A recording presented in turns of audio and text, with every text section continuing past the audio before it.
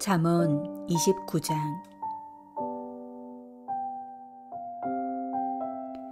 자주 책망을 받으면서도 목이 곧은 사람은 갑자기 패망을 당하고 피하지 못하리라. 의인이 많아지면 백성이 즐거워하고 악인이 권세를 잡으면 백성이 탄식하느니라. 지혜를 사모하는 자는 아비를 즐겁게 하여도 창기와 사귀는 자는 재물을 잃느니라. 왕은 정의로 나라를 견고하게 하나 뇌물을 억지로 내게 하는 자는 나라를 멸망시키느니라.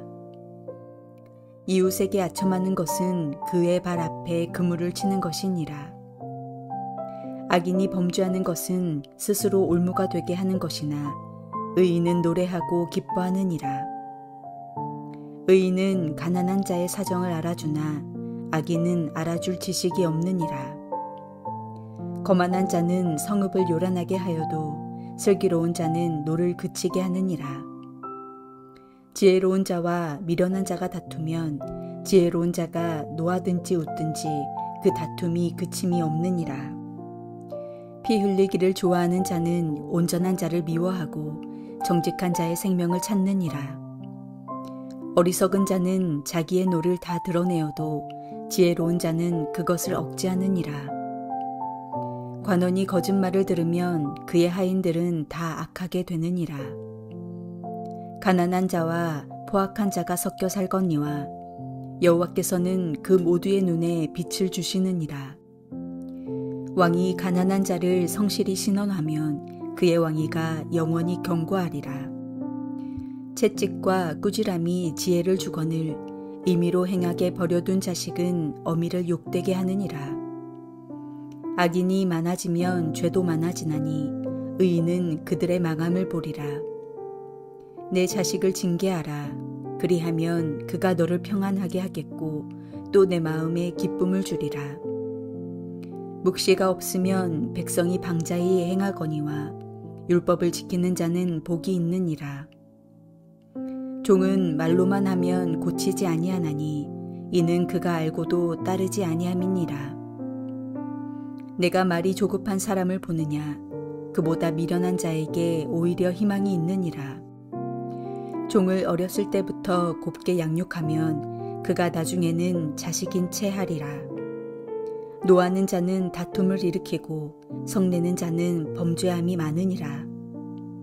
사람이 교만하면 낮아지게 되겠고 마음이 겸손하면 영예를 얻으리라. 도둑과 짝하는 자는 자기의 영혼을 미워하는 자라. 그는 저주를 들어도 진술하지 아니하느니라.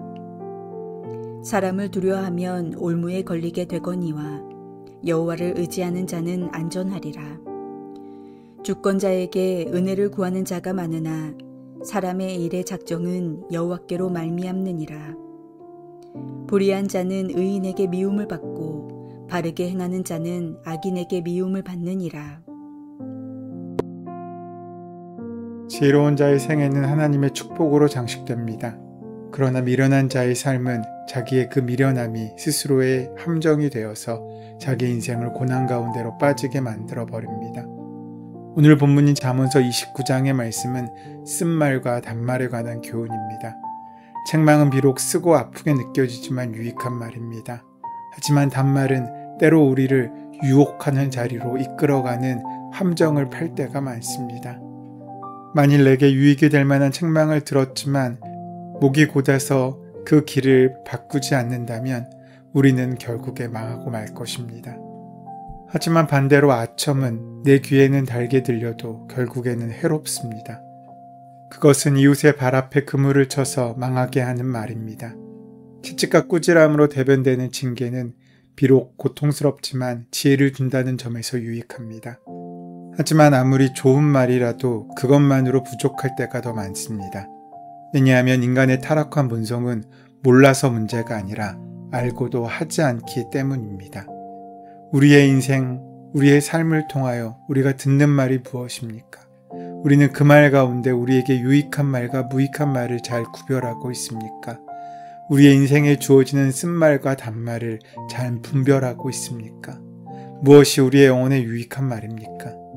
이러한 분별이 없는 사람이 만약 지도자라면 그 사회와 나라가 어지러워질 것이고, 한 개인이라면 그 개인이 속한 공동체가 어지러워질 수밖에 없습니다. 그런 지도자는 백성들을 탄식하게 하고 거짓된 자들로부터 뇌물을 받아 공의가 서지 못하게 하여 나라를 망치게 됩니다. 분별력 없는 사람은 남의 가난한 사정을 알아줄 지식이 없습니다. 그래서 사람을 무시하고 성읍이나 나라를 들쑤셔 놓게 됩니다. 그는 거짓말을 즐겨 들을 것이고 그 밑에 모든 관리들은 다 악하게 될 것입니다. 분명 그의 귀에는 좋은 말, 단말이 많이 들릴 수도 있습니다. 하지만 현실에 눈 가린 채 그저 내가 원하는 듣기 좋은 말에만 붙잡혀 사는 인생이 결코 하나님 보시기에 아름다울 수 없습니다. 반면 왕이 가난한 자의 사정을 잘 살피고 들어주면 그 통치권은 견고하게 세워지게 될 것입니다. 말을 분별하는 것이 그래서 중요합니다. 독인지 약인지 분별하는 지혜를 하나님께 구할 수 있어야 합니다. 말 중에 최고의 말은 단연코 하나님의 말씀입니다. 하나님의 말씀은 사람을 다시 소성시키고 생명을 주는 능력이 있습니다. 하나님의 말씀을 듣고 분별하는 것이 천하의 모든 말을 분별하는 능력의 원천이고 기준입니다. 하나님의 말씀인 묵시가 없으면 백성은 방종하고 고삐 풀린 망아지처럼 뛰겠지만 하나님의 말씀, 곧 율법을 지키는 자는 복이 있습니다. 18절 말씀은 묵시가 없으면 백성이 방자히 행하거니와 율법을 지키는 자는 복이 있느니라라고 말씀합니다. 이 18절의 말씀은 백성에게 꿈이 없으면 망한다는 식으로 해석해 왔습니다. 하지만 여기서 묵시는 보통 사람들이 말하는 꿈이나 전망이 아닙니다. 여기서 묵시는 영어로 비전입니다. 우리가 전망이나 가능성, 야망이나 꿈이 없으면 우리의 인생이 방자해지는 것이 아닙니다. 우리는 하나님의 통치를 벗어났을 때 방자해집니다. 그러니까 오늘 본문이 말씀하는 비전이 없다는 것은 전망이나 야망이 없다는 것이 아니라 하나님이 없다는 뜻입니다. 그러므로 묵시는 하나님의 계시, 곧 말씀을 의미하고 있습니다. 하나님이 없으신 그 모든 삶의 자리가 방자해지는 자리가 되기에 때로는 우리 믿는 사람들의 삶에도 책망이 필요하고 꾸지람이 있어야 하는 것입니다. 오늘 이 말씀은 1차적으로 교회에 적용될 수 있습니다. 교회에 하나님의 말씀이 온전하고 바르게 선포되지 않는다면 그 교회는 방자해지게 될 것입니다. 우리가 경험해보는 현실이 그렇지 않습니까? 그런 교회에는 소망이 없습니다. 하나님의 말씀을 삶의 중심에 둔다는 말은 하나님 중심으로 산다는 것을 의미합니다. 사람을 두려워하면 올무에 걸리게 되거니와 여호와를 의지하는 자는 안전하리라 라고 오늘 본문 25절은 말씀합니다. 많은 사람들은 힘있는 사람들에게 잘 보이려고 하지만 하나님의 말씀을 가진 자는 모든 일의 결정이 하나님께 달려있음을 잘 알고 있습니다. 그래서 의인은 사자같이 담대할 수 있는 것입니다. 그는 비굴하게 살지 않습니다. 성도는 세상에서 가진 지위나 명예가 무엇이든 믿음으로 사자같이 담대하게 사는 사람입니다. 우리도 어떤 삶을 살고 있습니까? 우리도 그런 담대함으로 살고 있습니까? 아니면 하나님의 다스리심과 통치하심에 벗어나 방자한 인생을 살고 있습니까?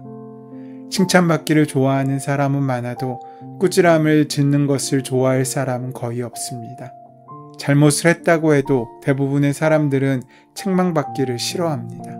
이것이 인지상정입니다. 그러나 크리스찬들은 우리에게 허락되는 책망이나 시험에 대해 신중하게 바라보고 생각할 필요가 있습니다. 우리가 받는 어떤 경우의 책망들은 하나님의 놀라우신 계획이 숨어있기 때문입니다. 그래서 지혜로운 크리스찬들은 책망 혹은 환난 가운데서도 즐거워합니다. 그 속에 하나님의 계획과 준비가 있음을 알기 때문입니다. 그래서 바울사도는 로마서 5장 3절 4절 말씀에서 우리가 환난 중에도 즐거워하나니 이는 환난은 인내를, 인내는 연단을, 연단은 소망을 이루려는 줄을 알미로다 라고 말씀합니다. 대다수의 사람들은 책망과 환난을 그저 사건으로만 그 자체로 생각하고 깊이 묵상하지 않습니다. 그래서 환난과 책망 가운데서도 돌이키지 않고 잘못을 반복합니다. 하지만 우리들은 우리들 앞에 있는 환난과 어려움을 그때그때마다 깊이 묵상해야 합니다. 환경이나 문제가 아닌 하나님을 붙잡고 그 사건을 묵상하며 바라볼 수 있어야 하는 것입니다. 그 사람이 하나님의 통치 가운데 있는 지혜로운 사람입니다. 잠언 기자는 스스로 인생을 주장하고자 하는 어리석은 자를 표현하면서 그들의 특징을 아첨하고 피 흘리기를 좋아하고 자신의 노를 다 드러내고 포악하다라고 설명하고 있습니다. 사람은 자기 자신을 잘 알아야 합니다. 분수를 아는 것이 신앙의 기본이 됩니다. 이것이 책망과 권고와 징계가 필요한 이유입니다. 하나님의 말씀 듣기를 거부하고 하나님의 통치를 벗어나려고 하는 어리석은 사람들은 본질적으로 얕은 물처럼 깊이가 없는 사람이고 그 소견이 좁은 사람들입니다. 하나님의 말씀이 아닌 자신의 감정과 얕은 생각을 의존하고 사는 사람이란 말입니다. 그들은 인간으로 살아가는 바른 지식도 가지고 있지 못합니다. 정확히 말해서 알아둘 지식도 없다는 잠언 기자의 표현은 옳습니다. 본문 7절 말씀에 의인은 가난한 자의 사정을 알아주나 악인은 알아줄 지식이 없느니라 라고 말씀합니다. 우리가 하나님을 구하는 사람이라면 당연히 내게 닥치는 모든 문제를 자신의 힘으로 혹은 감정이나 지식으로 처리하지 않고 하나님께 나아가 하나님의 뜻을 묻고 묵상해야 합니다. 그때 비로소 고통이나 환난 속에서도 하나님께서 우리를 향한 위대한 계획이 있으심을 깨닫게 되는 것입니다. 그래서 우리가 때로 하나님의 통치하심과 하나님께 나아가는 길에서 벗어날 때 우리 인생에도 채찍이 있고 꾸지람이 있는 것입니다. 채찍과 꾸지람을 히브리 원문으로 바뀌면 매와 바르게 함이라는 말인데 문법적으로 바르게 번역하면 바로잡는 매라는 뜻입니다. 이러한 히브리서의 문법적인 구조와 의미를 알고 오늘 성경의 말씀을 볼 수 있다면 그 매는 우리에게 그저 징계를 위해 주시는 것이 아니라 하나님께서 은혜의 자리로 다시금 우리를 이끄시고 초대하시는 사랑의 통로가 됨을 알 수 있습니다. 이것은 자녀들이 하나님의 말씀을 떠난 행동을 하거나 예배를 중요하게 생각하지 않거나 무례하거나 다른 사람들에게 폐를 끼치는 행동을 할 때 부모의 가르침을 귀달아 듣지 않고 잘못된 행동을 교정하려고 하지 않을 때 바르게 하기 위하여 매를 듣는 행위를 뜻하기도 합니다. 이것은 행한 일에 대하여 책임을 묻고 벌을 주는 징계입니다. 하나님께서도 그의 백성들이 말씀에 순종하지 않으면 징계하십니다. 하나님께서도 그의 백성들이 말씀에 순종하지 않으면 징계하십니다. 하나님께서 다윗과 언약을 맺으실 때 언약 백성이라고 할지라도 죄를 범하는 문제에 대하여 그냥 방치하지 않으신다고 하시면서 사무엘하 7장 14절 말씀에 나는 그 아비가 되고 그는 내 아들이 되리니 저가 만일 죄를 범하면 내가 사람의 막대기와 인생 채찍으로 징계할 것이라고 말씀하셨습니다. 신약성경 히브리서 12장 7절 8절 말씀을 보시면 하나님이 아들과 같이 대우하시나니 어찌 아비가 징계하지 않는 아들이 있으리요. 징계는 다 받는 것이거늘 너희에게 없으면 사생자요 참 아들이 아니니라라고 말씀하고 있습니다. 그래서 우리의 자녀들을 올바른 길로 인도하기 위하여 우리는 징계하는 것처럼 하나님께서도 우리의 인생을 징계하시고 때로는 매를 드시고 채찍을 드시기도 하시나는 것입니다. 채찍과 꾸지람 그 자체를 즐기는 것은 비정상적인 것입니다. 그러나 우리가 우리 삶 가운데 허락하시는 채찍을 기뻐하는 까닭은 그것이 우리에게 지혜를 주고 바른 길을 허락해 주기 때문입니다. 마치 바른 길에서 벗어난 소에게 채찍질을 하여서 그를 다시금 바른 길로 인도하기 위한 농부의 마음과 같은 것입니다. 그래서 잠언 기자는 부모와 자식의 예를 들어 우리에게 말씀하고 있는 것입니다. 17절 말씀에 내 자식을 징계하라. 그리하면 그가 너를 평안히 하겠고 또 내 마음에 기쁨을 주리라 라고 말씀하고 있는 것입니다. 여기서 우리는 하나님의 마음을 만나게 됩니다. 즉 우리 앞에 징계가 있다면 그것은 우리를 미워하셔서 벌 주기 위한 까닭이 아니라 우리를 사랑하셔서 바른 길을 주시기 위한 하나님의 은혜임을 깨달아야 한다는 것입니다. 사랑하는 여러분, 지혜로운 사람은 모든 일에 하나님이 함께 하십니다. 그래서 모든 일에 하나님의 축복을 받습니다. 하나님의 인도하심에 순종하는 자, 그가 참된 지혜의 사람입니다. 오늘 그 지혜로 하루를 채워가는 귀한 은혜가 함께 하시기를 소원하고 축원합니다.